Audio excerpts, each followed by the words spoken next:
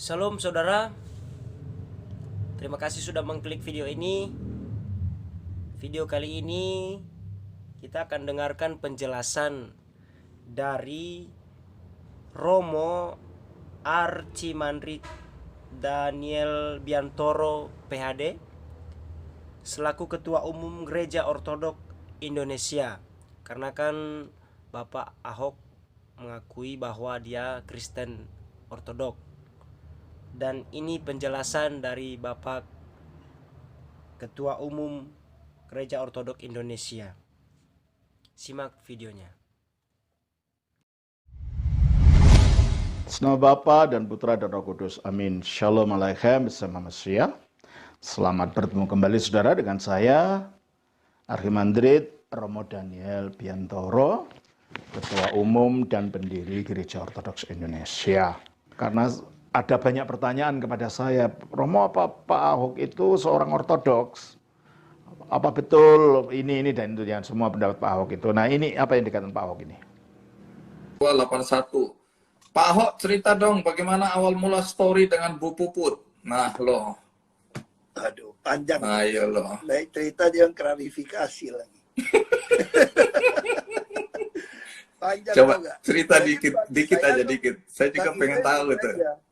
Kebetulan ketika sudah harus putuskan cerai, udah no choice ya.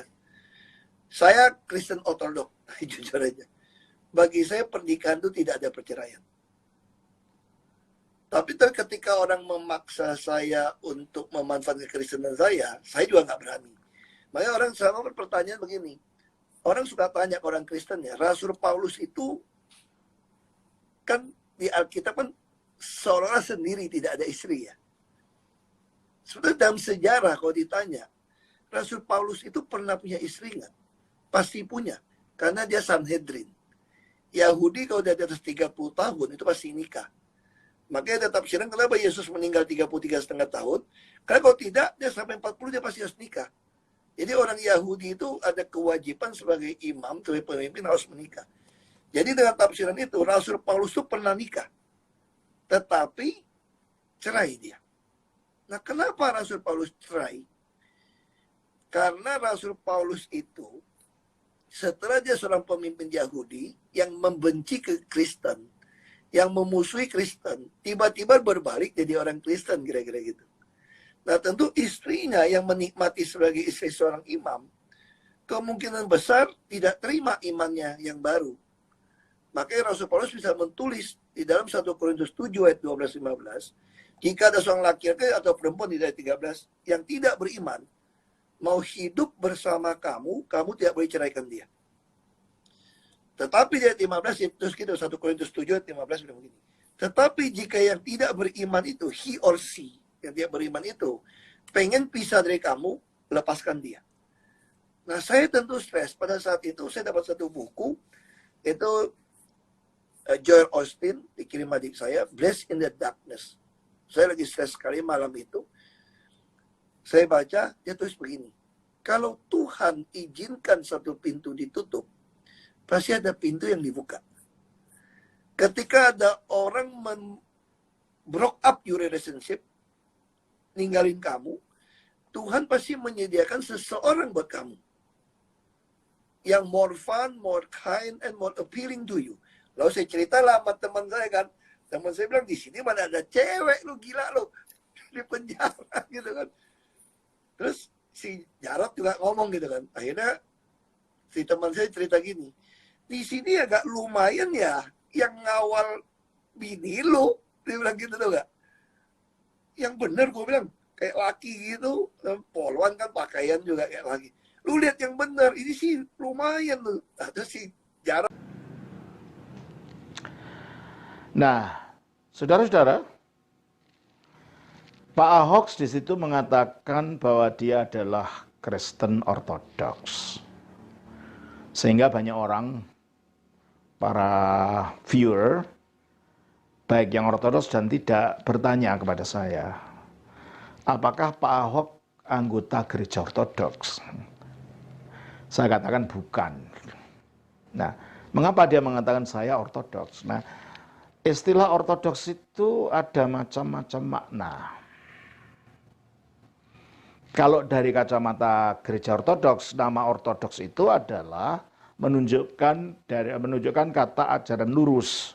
Orthos itu artinya lurus, doxa itu ajaran. Jadi ortodoksa artinya ajaran lurus dalam artian bahwa gereja ortodoks itu mengajarkan ajaran yang lurus yang diwarisinya dari para rasul zaman dulu 2000 tahun lebih yang lalu sampai sekarang tanpa diubah, tanpa dikurangi, tetap dipertahankan sebagaimana adanya, sehingga ajaran ortodoks itu adalah ajaran yang lurus sesuai yang diterimanya dari zaman rasul. Nah, ini yang dimengerti oleh gereja ortodoks. Sementara ortodoks dalam arti lain itu bisa berarti ajaran yang bersifat tradisional dan bersifat konservatif sesuai dengan ajaran dari pendiri gereja itu. Contohnya, di kalangan Protestan reformasi ada seorang yang bernama Karl Barth. Teologinya disebut sebagai teologi neo-ortodoks. Mengapa begitu? Ya karena ajarannya sebenarnya ajaran reform, ya mengikuti ajaran reform, sebagaimana yang diajarkan oleh Martin Luther ataupun Calvin. Tetapi kelihatannya Karl Barth ini meskipun berusaha memegang ajaran yang konservatif, ajaran yang ortodoks, yang tidak menyimpang dari ajaran Martin Luther dan Calvin, tapi ada cara-cara pemikirannya yang dianggap agak sedikit berbeda. Maka dikatakan neo, baru. Salah satu contoh apa? Contohnya mengenai kitab suci. Kalau menurut ortodoksia reformasi, nah ini saya gunakan dia, jadi ngerti maksud ortodoksia di sini ya. Ini tidak ada kaitannya dengan gereja ortodoks ya. Ortodoksia teologi reformasi, Alkitab itu firman Allah. Ya begitu juga gereja ortodoks. Gereja ortodoks timur itulah untuk mudahnya. Gereja ortodoks timur juga percaya begitu.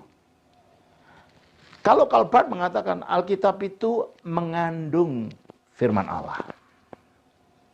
Bukan firman Allah pada dirinya sendiri. Nah inilah akhirnya dikatakan neo-ortodoks. Cara pemikiran ortodoksia reformasi secara baru. Ya, gitu. Ada juga ortodoks dimengerti dalam arti kolot. Ini pengertian umum. Mungkin di kamus WJS Purwodarminto itu digunakan kata itu. Kolot, terbelakang, kaku. Nah ini bukan istilah yang digunakan oleh gereja ortodoks. Lah mungkin ketika Pak Ahok mengatakan saya ini Kristen ortodoks, maksudnya Kristen mengikuti ajaran Protestan, Kristen Protestan yang tidak neko-neko gitu, yang konservatif, yang mengikuti prinsip-prinsip Protestan yang seharusnya. Mungkin itu. Ya, mungkin nanti Pak Ahok kalau jelaskan sendiri, saya tidak bisa mewakili Bapak, tapi saya hanya menjelaskan kata-kata ini dalam penggunaannya secara umum, karena saya tidak mengerti apa yang dikatakan oleh Bapak. Tolong Pak Ahok kalau memang sempat melihat ini, tolong dijelaskan kepada mereka yang tanya supaya mereka tidak bingung, sebab memang di Indonesia sudah ada gereja yang namanya gereja ortodoks, gereja purba dari zaman kuno, yang tumbuh di sebelah timur kerajaan Romawi waktu itu, ya, di wilayah-wilayah Timur Tengah dan sekitarnya, ya. Nah inilah yang disebut gereja ortodoks. Jadi kalau saudara tanya apakah Pak Ahok anggota gereja ortodoks dalam artian gereja ortodoks timur yang saya pimpin ini, maka jawaban saya beliau bukan. Salah, saya nggak tahu ya, apakah beliau di gereja reform ya, saya tidak tahu, atau GRII gitu ya, saya nggak tahu ya. Mungkin Pak Ahok dan kalau berkenan untuk menjelaskan. Ya saudara, terima kasih. Demikian video kali ini. Jangan lupa tonton video berikutnya tentang apakah Rasul Paulus dan Tuhan Yesus menikah, yang dijelaskan oleh Romo ini juga.